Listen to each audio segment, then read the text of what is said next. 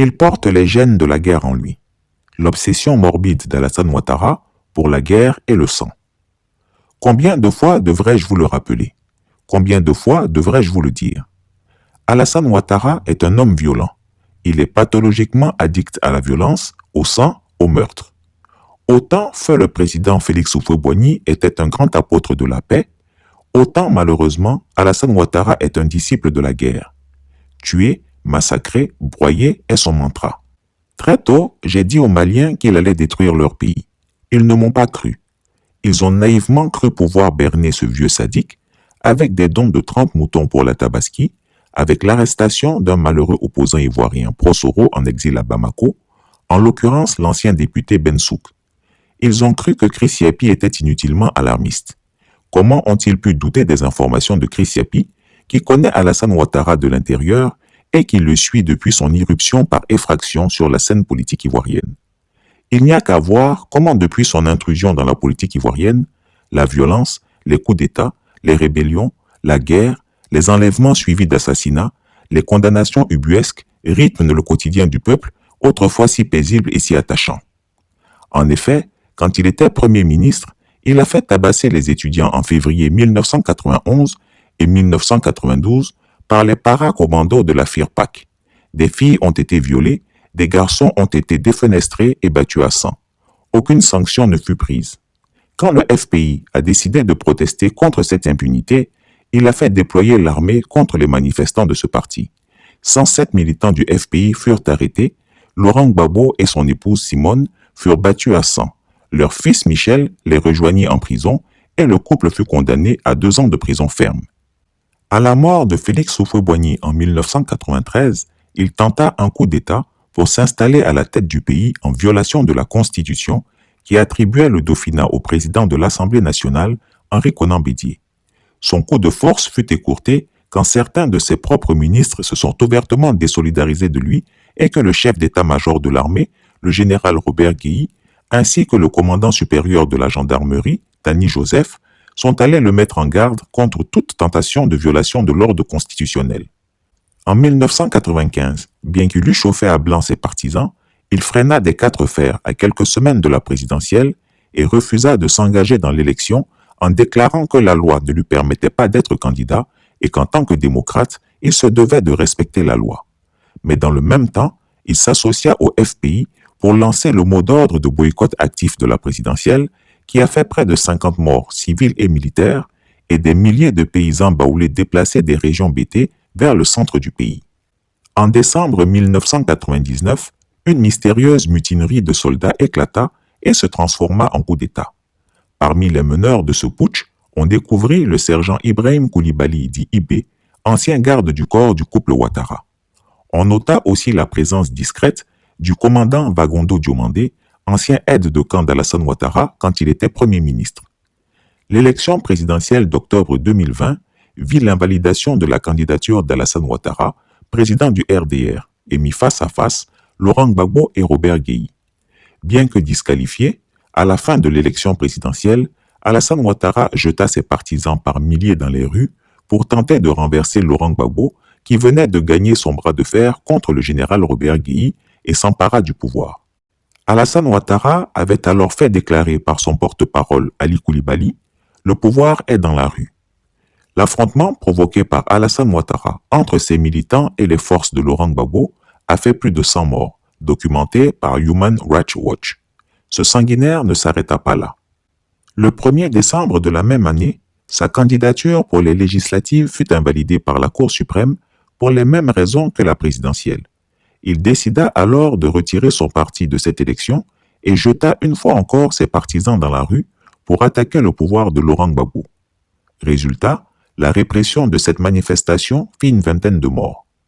Battu sur le terrain de la violence, Alassane Ouattara se réfugia à Paris, d'où il déclara lors d'une conférence de presse qu'on l'empêchait d'être candidat en Côte d'Ivoire parce qu'il était nordiste et musulman.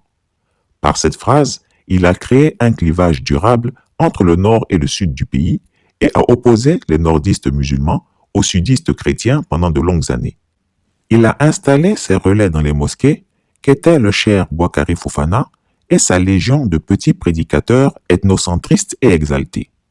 Aujourd'hui encore, cette division persiste par la faute d'Alassane Ouattara et son concept du rattrapage ethnique. Laurent Gbagbo, président, malgré les nombreux coups bas fomentés par Alassane Ouattara contre lui, ouvre son gouvernement au RDR. Mais le 19 septembre 2002, une rébellion militaire suscitée et financée par Alassane Ouattara attaqua le régime de Gbagbo, coupa le pays en deux parties pendant près de 10 ans et occasionna des milliers de morts et de déplacés. Devenu président, Alassane Ouattara ne s'est pas départi de son instinct de mort. Ainsi, à l'occasion de la dernière élection présidentielle, celle d'octobre 2020, et pour laquelle il a violé la constitution ivoirienne afin de s'octroyer un troisième mandat illégal et illégitime, il a fait massacrer officiellement 85 personnes et a fait blesser grièvement presque 500 autres. Il y a, je vous dis, des êtres maléfiques sur la terre, des êtres qui portent en eux le mal atavique, et Alassane Ouattara en fait partie.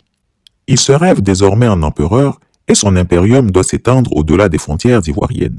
Sa parole équivaut loi, il est l'alpha et l'oméga. I wish I could be an emperor. It would be much better than being president.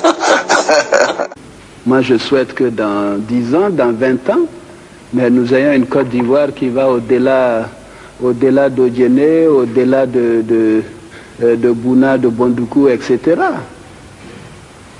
Au-delà de Ouangolodougou, etc. Que ce soit une Côte d'Ivoire avec peut-être un autre nom qui englobe le Mali, le Burkina, le Ghana, etc. Pourquoi pas? Ce qui se passe avec le Mali est une aventure tragique et dramatique aux conséquences incalculables. Pour son prestige personnel et son appétit vorace de domination, Alassane Ouattara veut faire couler le sang de tous les peuples de la sous-région ouest-africaine. Tenez-vous bien, voici un vieillard de 80 ans qui, au lieu d'être sage, est toujours aux avant-postes radicaux de la terre brûlée.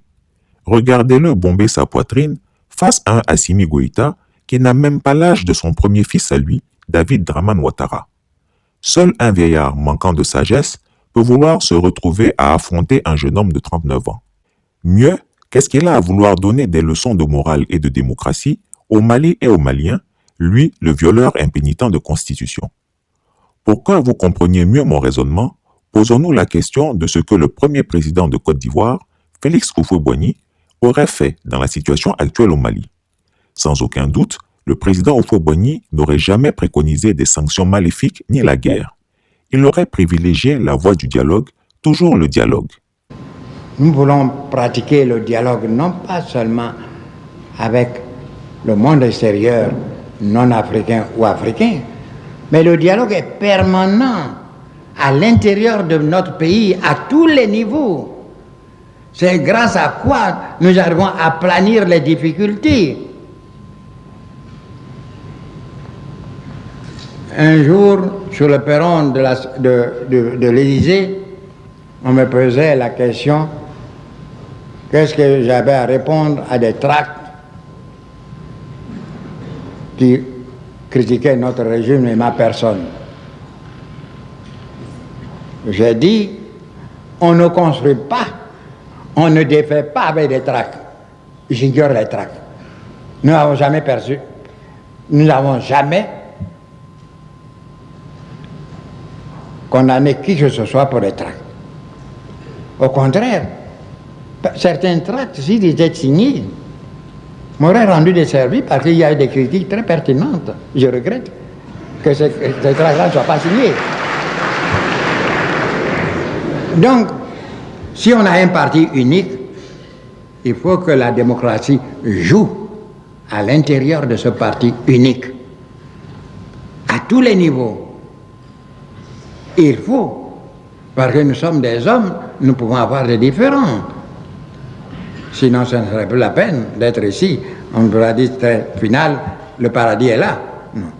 Il y aura des difficultés, mais il faut mettre de la patience, une patience active, pour régler par le dialogue tous ces différends, pour convaincre les uns et les autres.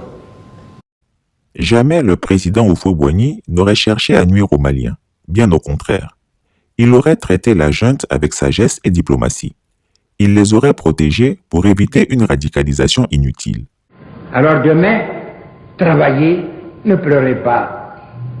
Prenez courage, ça viendra. Vous avez tout pour réussir. Une terre riche, de jeunes gens intelligents, qui ne demandent, comme la terre vierge de chez nous, même la terre du Sahara, il suffit de quelques gouttes d'eau pour que vous voyez reverdir le Sahara. Bien, ces intelligences qui seront fondées avec le concours des autres, bien, vous pourriez traiter dans 50 ans, dans 30 ans, qu'est-ce que 20 ans, 30 ans, dans la vie des peuples, quand le monde compte des milliards d'années d'existence. Ne vous découragez pas, je l'ai dit.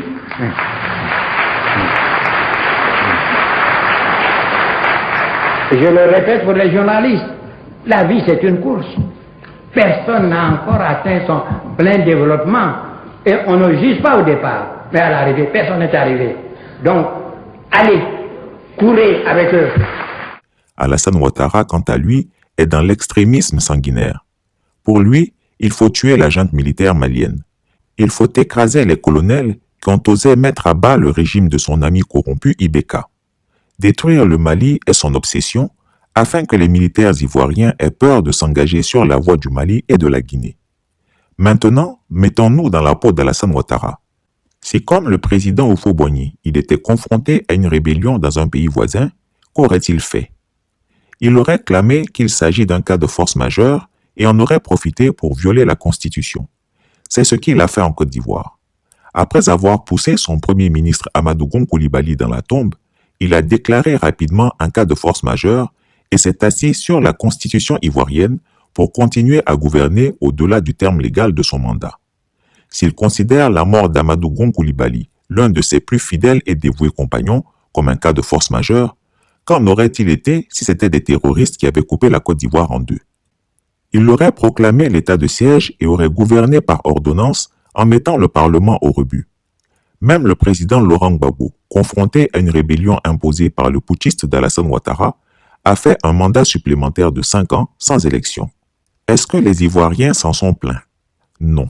Nous l'avions accepté parce que nous étions face à une rébellion armée. Comment ne pas comprendre les Maliens, eux qui font face à des terroristes encore plus dangereux que la rébellion ivoirienne? Si Alassane Ouattara était à la place du colonel Assimi Goïta, il aurait réclamé 15 ans de mandat au nom du cas de force majeure, et Emmanuel Macron allait justifier cela au nom de la règle suprême de la diplomatie française, la doctrine de la stabilité. Vous êtes libre de faire ce que vous voulez dans votre pays, à condition de garantir la pérennité des intérêts français et la paix civile, y compris la paix des cimetières.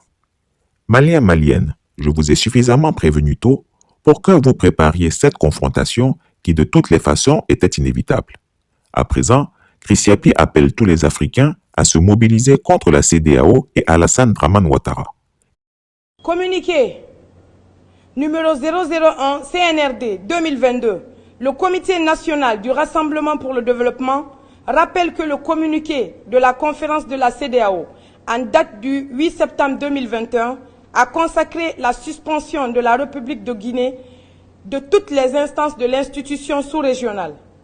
Le CNRD tient à informer l'opinion nationale et internationale que la République de Guinée n'a, par conséquent, en aucune façon été associée à la décision du 4e sommet extraordinaire des chefs d'État de la CEDEAO, en date du 9 janvier 2022, relative aux sanctions prises contre la République sœur du Mali.